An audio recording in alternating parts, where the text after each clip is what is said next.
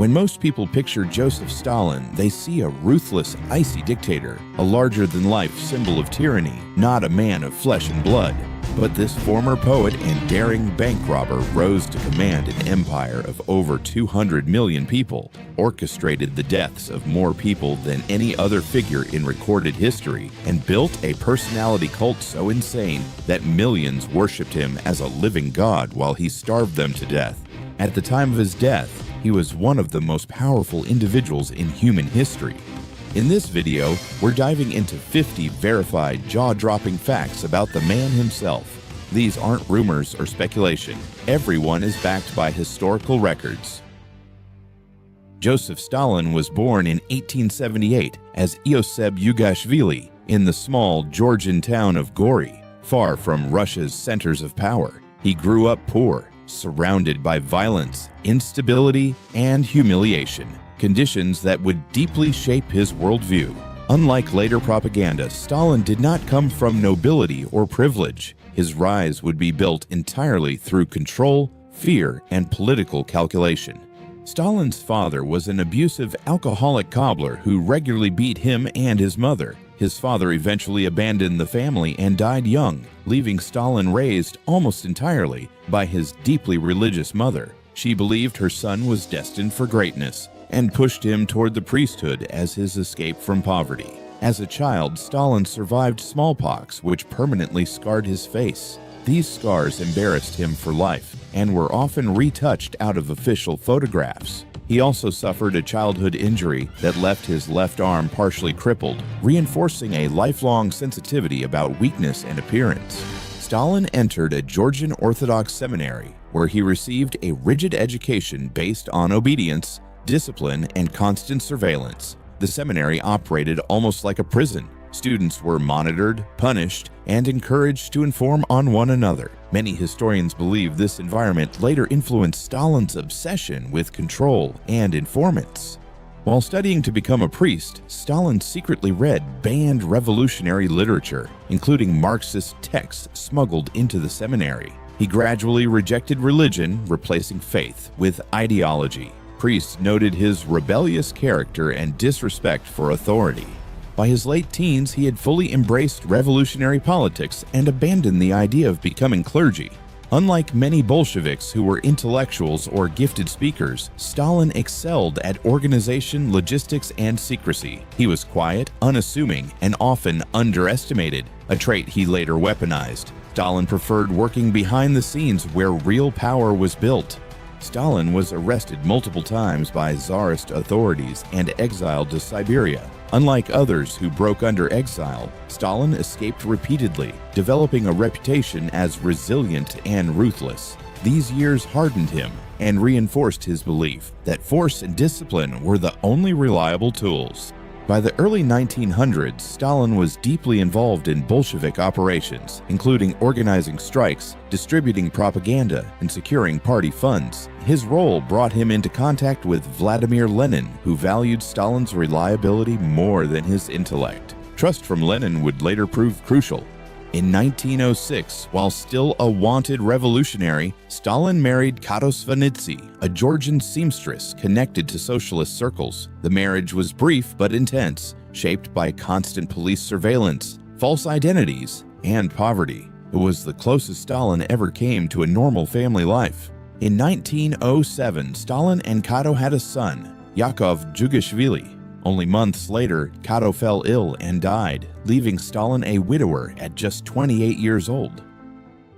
He soon returned to the underground, leaving Yakov to be raised largely by relatives, a decision that would later haunt their relationship. Those who knew Stalin at the time said Kato's death hardened him permanently. He reportedly told friends that his capacity for emotional attachment had died with her. From that point forward, personal relationships took second place to revolutionary duty and ambition. In 1912, he adopted his infamous pseudonym Stalin, derived from the Russian word for steel and literally meaning man of steel, to evoke unyielding strength and hardness. This wasn't merely a casual nickname, it was a calculated rebranding, bearing his original Georgian name, Yugashvili, and forging a formidable political persona tailored for absolute power. During the 1917 Russian Revolution, Stalin played a supporting role rather than a heroic one. He was not a crowd leader or visionary figure, but he was deeply embedded in the machinery of power. This placement positioned him perfectly for what came after the revolution. After the Bolsheviks seized power, Stalin was appointed to several administrative positions dealing with nationalities and internal security. These roles gave him access to sensitive information, personnel files, and internal disputes. Stalin was learning who held power and who didn't. In 1922, Stalin was appointed General Secretary of the Communist Party, a position considered boring and bureaucratic. Most leaders saw it as administrative drudgery. Stalin saw it as control over appointments, and therefore loyalty. As General Secretary, Stalin quietly placed allies into key positions across the party and state. Every promotion created a debt. Every appointment created loyalty. By the time rivals noticed what he was doing, it was already too late. When Vladimir Lenin fell ill and later died in 1924, a brutal power struggle followed. Stalin presented himself as a moderate, stable figure while encouraging divisions among his rivals. He never struck first. He waited until opponents isolated themselves. Before his death, Lenin warned party leaders that Stalin was dangerously ruthless and should be removed. These warnings were suppressed, ignored, or minimized. The party chose stability over caution, a decision with catastrophic consequences. Throughout the mid-1920s, Stalin systematically eliminated rivals through demotions, exile, and political isolation. He rarely used direct violence at this stage. Power was seized through procedure, not terror. By the late 1920s, Stalin stood alone at the top of the Soviet system. The era of collective leadership ended quietly. A personal dictatorship had begun, without a single dramatic coup. Once secure, Stalin abandoned earlier moderation and launched forced industrialization at unprecedented speed. Factories were built overnight, production quotas were imposed, and failure was treated as sabotage. Human cost was irrelevant compared to state power. To control the countryside, Stalin ordered mass collectivization, forcing millions of peasants into state-controlled farms. Resistance was crushed with arrests, deportations, and executions. This policy would soon trigger one of the deadliest catastrophes of the 20th century. When Stalin ordered collectivization, he turned millions of peasants into enemies of the state overnight. Anyone who resisted was branded a kulak, a label that justified arrest, deportation, or execution. Entire families were ripped from their homes and sent east, often with only minutes to pack, many never seen again. As collectivization unfolded, food production collapsed across vast regions of the Soviet Union. Villages starved while grain was seized and exported abroad to fund industrialization. The famine killed millions, yet Stalin refused to acknowledge it publicly, insisting reports were lies and sabotage. Borders were sealed to prevent starving peasants from fleeing famine-stricken areas. Train stations were guarded, roads were blocked, and movement without permission became a crime. The state chose control over survival, turning hunger into a weapon. Inside the Kremlin, Stalin grew increasingly obsessed with betrayal. He believed enemies were everywhere, in factories, farms, the military, even his own inner circle. Fear was no longer a tool. It became the foundation of rule.